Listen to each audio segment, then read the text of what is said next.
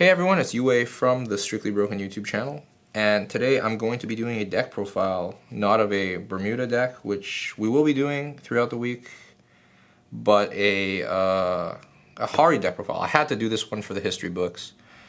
Harri is my favorite, Grade 3 Vanguard of all time. My favorite deck of all time was GBT14 Harri, and in the snapshot of that metagame, I felt like that deck was just everything I wanted in a Vanguard deck. It was the perfect deck for me.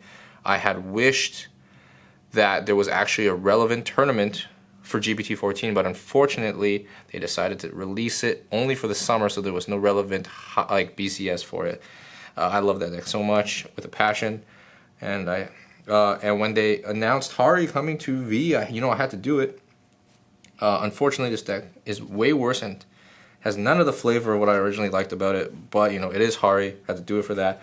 And some people left comments in one of the previous videos where I talked about that I had 8 RLR, the $300 Harri, and you all wanted to see it, so here's the profile. Yeah, let's just get started. So to start off the deck, you got to play the Starry Pop Dragon. So this deck, this card is the entire bread and butter of this deck. To be able to attack with this, to be able to draw cards with this, to be able to create that huge stage. It's all this card. I really do not like the fact that I have to play 2. It's Cardfight Vanguard. If this goes to damage and you play 1, you just lose the game. So you have to play 2. I really don't like that because I'm all about high rolling. I'm all about playing ratios that basically assume you're going to high roll, because that's how I think people win tournaments. But you just can't. You can't. If it goes to damage, you just automatically lose. But I will say this: I'd rather play 1 before I play 3. 2 of is probably where everyone just ends up gravitating towards. So great card. If you go XL2, you get to draw a lot of cards with it. If you go XL1, you get to hit that 40k threshold super early. So you either have super big kill pressure or big hands with this card. So it's the bread and butter of the deck. There's really not much else to talk about. Playing 2 is not even the worst, because with the second pigeon, you can always thin out the second copy if you didn't draw it. And that basically, thinning 1 card does have tangible benefits to your game plan. Your trigger averages on the value of the shield on your triggers goes up a little bit. The chance to hit triggers is a little bit higher because you thinned out that 1 normal unit. So it is relevant to, maybe you can even make an argument that playing 2 is actually good and better. Next up, the reason I'm making this and what you guys and girls wanted to see, it is the RLR Harris, 4 copies. And here's my other 4 copies right here. Sorry, everyone, I am a dirty liar. I cannot afford 8, so I only own the old RLRs. Just kidding again, it's a surprise. I do actually have 8. I had to do it. I had to play y'all just for the fun of it. The thing here is these are for my premium. The reason I have 8 is because I like to own 4 copies of each card for my standard and premium collection, and I had to keep these because this card is premium relevant right now. Yeah, but that's a whole separate video. And obviously I have these ones from the GBT14 days. This card is absolutely great. It helped you make what's it called? Dust? Yeah, the Zeroth Dragon, because it basically grabs itself for that ultimate stride. Incredible. But, focusing on the deck profile now, this card is honestly not that great. But, and the reason it's not that great isn't really this card's fault. This card's effect is incredible, but I really wish they printed more than just 4 Magia Dolls so the deck becomes like the ultimate soul toolbox deck. Sadly, they only printed 4. And, maybe in the future they'll make more Magia Dolls, and then this card becomes super fun to play. As of right now, the board states are super stale, which, gets repetitive after a while. But, maybe, fingers crossed, more Magia Dolls get printed in Overdress or whatever. And, yeah, the other Grade 3 I play is 1 Golden Beast Tamer. So, the way I describe it is there are 4 ways to play Harri. There's the Pure, and then there's the GBT, then there's the Alice, and then there's the Gun Salute version. Besides Pure, the other 3 all have a basic combo that lets you do 2 of the dragon in 1 turn. So it's always bird, and then bounce bird for dragon, and then use either Gun Salute, GBT, or Alice to call bird again, to make the dragon again, or directly just call the dragon. if the dragon is in your soul. The problem, and the reason I like Alice the most, is because of how lean it is. I don't need setup, I don't need anything. As long as I draw the Alice, after my first grade 3 Harri ride, I can do the, if I have 3 CB, I can do the combo. Because the bird bounces, and I can shove the bird with the Alice on attack effect, recall the bird, and then do the combo. Sorry, did I say Alice? I meant GBT. The problem with Alice is that in the mid game, you had to have set up bird into soul or have rode a bird. That just doesn't happen every game, and sometimes you just can't even do the combo because you didn't get set up. And you have to play like extra cards to facilitate that combo. Doesn't work all the time. Gun Salute is actually really great because it costs less CB to do the full combo. Unfortunately, Gun Salute deck, you have to like trim a lot of ratios. And so that's the flaw of that one, the fact that you have to trim the ratios of some good cards I like to play. I'm not a fan. So GBT as a one-off. You draw it, you get to do the combo if you have 3 counterblast. You don't draw it, deck's still fine. You play a little bit more grindy, but it's all good. So 5 grade 3s. You really want to ride Harri first ride. You got to do it. I play 4 of the grade 3 searcher at grade 1 as well, just to guarantee that. On to grade 2. I got 4 copies of Jacqueline. I am a big fan of Jacqueline. I think Jacqueline is really strong, and coupled with the fact, like I'll explain it in grade 1, but I guess I can show them now. I play the full 8 set of the grade 1 Mega Dolls, which basically allows Jacqueline to increase the shield amount in your, like it's not just a draw, it's a draw that's basically high value because it gets you 20k shield, and then you have to cash out like a 5k or a grade 3 because Jacqueline does have to put something to soul. But you basically get an increase of 15k shield every time with Jacqueline as long as you can fetch 2 of these.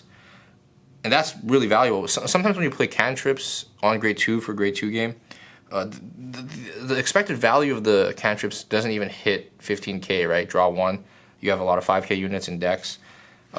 Maybe the expected value is closer to 10k, but this one does hit 15 because you get to selectively filter for 2 10k shielded cards. So yeah, that's the beauty of Jacqueline. It helps really stabilize my early game. If I'm going second, I do get to grab 2 different 10ks, which is even better value than just getting a 15, because now when you're playing Excel and stuff, when they're trying to poke you with weenie columns, you can just, you know, guard with the 10, guard with the 10, instead of having just that 115, which is way worse than just 2 split 10s. So yeah, this card is great. I actually like this card a lot. Unfortunately, deck is a little bit counterblast starved. If you use like multiple Jacquelines on grade 2, you're probably just never using GBT, which is okay. You don't have to use GBT, that's why it's a one-off. And then the 4 birds, I don't even want to go into it more. Bird is great. Bird makes the deck run. Again, I do want to emphasize, had Bushiroad printed more Mega Dolls, this deck would have been so fun. But unfortunately, like Bird's effect to put something into soul and everything, it's just, it becomes really repetitive. The bird is really good though. Like once you stacked up the stage, bird swings huge, Calls of Dragon swings huge, great card all around. And then I'm just gonna do all the Mega Dolls now. So got 3 of this one, 3 of this one, I don't know the names. 3 of this one and 4 of this one and 4 Periton. I know the name Periton because best card, throwbacks to G-Era. So 4 of the grade 1s I explained already, just to maximize the chance of you getting 2 10k shields off your Jacqueline. And these cards are the best ones too, like they have the best effects. Draw a card and counter charge, it's the best effects. And then the grade 2 ones, you can afford to play less for a couple reasons. One, their effects are a little bit worse. Not saying that they're bad. This card makes your Vanguard swing like a truck, and this card minuses your opponent. So they're good cards. But once you get into the rhythm of the Harri rhythm, the mid-game Harri rhythm, these cards can go back into your soul because you can just intercept with them. Whereas these cards, you need to basically keep replenishing them because you're gonna call them to the back, and you cannot intercept with these anymore. They're just in the back. So you need more copies of them just to keep that call for rhythm going. Typically you'll need to like balance your ability to have like one of these in drop and at least one of the other ones in soul, because once you play bird next turn, bird puts 1 back into soul, but if you're missing both, you cannot call both with Harri's effect without taking a minus. Because like if you're missing both of these in soul, there's no way for you to like put a there's just no way you can put both in without some kind of minus play. Like you have to like play 2 birds down, or you have to what else can you even do to put it into soul? You can do Jacqueline to put it into soul, but then you're paying a CB, which is not a minus. So that line of play isn't a minus, but it's CB costed, which sucks. Typically, yeah, you want to draw into these. You want to Jacqueline into them so that you can always have them in hand, so you can guard with them, so they can go to soul, and then you can keep that call for rhythm going. You're probably going to do it like 2-3 times in a game before your opponent is probably dead or you die. So yeah, that's my explanation for that. The grade 2 ones are great, but you do not need 4 of them. Finally, the last grade 1 I play is the 4 copies of the bunny. Grade 3 searcher. Also, just the best booster. Like, your board will typically be all 4 Mega Dolls, and then this is a booster somewhere. That's just the board. It's very simple. Yeah, you just play 4 so you can find the Harri. You can even like, so let's say you had Harri in hand, and you play this down in the mid game, and you find the GBT. Like, that's pretty good. So this card is just pretty solid that I can have the chance to find the 1 GBT that's in your deck. I do not play the what's it called? So in premium, it is it's like a restanding rear guard. I don't know what it's called in. I don't know what the name is, but the effect is basically like when you ride it, you can put something into soul to draw a card, and then it does the tap, check 3. I don't play that card because committing to that card down, like pretend this is that card, like you have to commit it somewhere onto the board, and when you go for your ideal late game board, that card usually isn't involved in that board anymore, because this card is a little bit more power than that one. It's 5k more. So at some point you have to overplay it. So basically, to commit to that card, to set up your soul, to do stuff, by turn 3, turn 4, it's gonna get replaced on the board, and you have to take a minus to set up your soul when you could have just instead drawn copies of your Mega Dolls that you could have just guarded with and put them to soul. So I'm not a fan of that card. Riding it is not even that great, because like riding a Mega Doll is fantastic. It helps you set up a soul point already for your Harri combos. So I just don't think that card's really that great. Riding it, granted, riding it, that card is better than riding a Mega Doll, but I'm saying like the net increase of having that card in the deck doesn't do that much for me. I just don't think it's really good. It's more important in the Alice deck because it helps you put the bird into soul. Like if you ride it, you can put the bird into soul for 0 CB, which there's that. But I don't play the Alice and everything. So on to triggers. It's 4 crit, 4 more crit, 4 draws, and 4 heals. Yeah, so this deck really likes its excuse me, there's like something going on the side. So yeah, this deck really likes its crits, because hitting a crit early, like say you ride up grade 3, you do the pigeon combos, and pigeon combo with Excel 2 gets the dragon to 30k. Now if you trigger a crit, your dragon goes to 40, and now it has guard restrict and an extra crit on it. So that's why the deck really likes crit. The deck really wants crit, and like so sometimes when you ride up and you just have like an all-in kind of situation, you hit crits and make dragon 40. If you go Excel 150, your opponent can just maybe die from there.